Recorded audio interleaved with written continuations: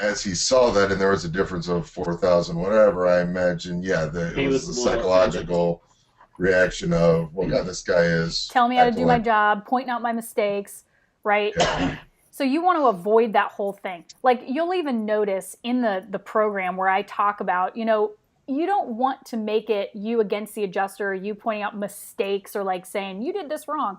And we'll even say things like, if you've gone through it, you'll see that I'll say things like, this might just be a typographical error, or this was kind of a complicated area. I'm sure the adjuster did his best with this one, but you know this is a more accurate interpretation of what the measurements are, what materials are going to be needed, whatever. So we'll always give them an out. We're not saying, gosh, what a this is the difference here, dummy. Like look at what you should have put and you didn't. So you want to be able to give them an out, like the measurements are a little bit off here. It's no big deal. I know this was kind of a tough one to measure, and I know how busy you guys are rushing to all these claims that you have to deal with. So after revisiting the property, though, to double check the scope for myself before we begin work, I found that there's a little bit of discrepancy in the measurements. Here's what I found. So we need to add, 0.67 square here and things like that. That's how you present it.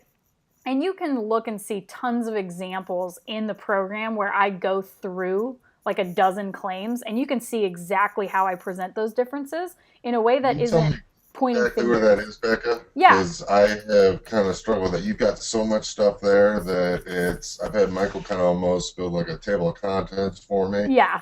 of what he's done, I've done, and I get kind of lost Because with it's it. under supplements, right? It's going to be under supplements, and you're going to find a long video actually under the email approach. And Do you know roughly how long it is? That's kind of how I've gauged on whether I've seen something, an how long it hour, is. it's probably an hour long. Okay. It's pretty in depth. I basically take you through case studies like, here's this claim, here's what was going on with it specifically, here's what I said, here's what the adjuster said, here's what I said, here's what the adjuster said, here's how we ended on a compromise. And then showing you what I Probably included. the one to see the most, and I haven't seen that one yet. Okay. That's I think that's going to answer a lot of your questions and just give you sort of a baseline foundation for how to handle and be adaptable to these situations, because every claim is different. But what you're going to find is it comes down to the same basic fundamentals: the approach, how you present it, how you acknowledge and handle objections before they pop up, and then when you still have objections, how to take it to the next level. And I'm actually writing right now another lesson to add in there. What is it? It's basically about the ladder. Like, here's how you start with a supplement. If that doesn't work, you go here. If that doesn't work, you go here. Or you go here, here, here, here, here, all the way up to if you had to file a complaint with the insurance commissioner.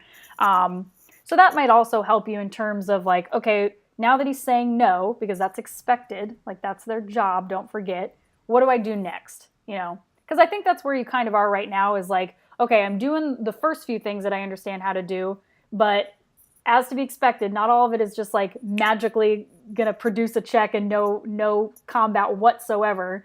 So now it's gonna be learning, okay, what do I do next? How do I handle this objection that he's giving me?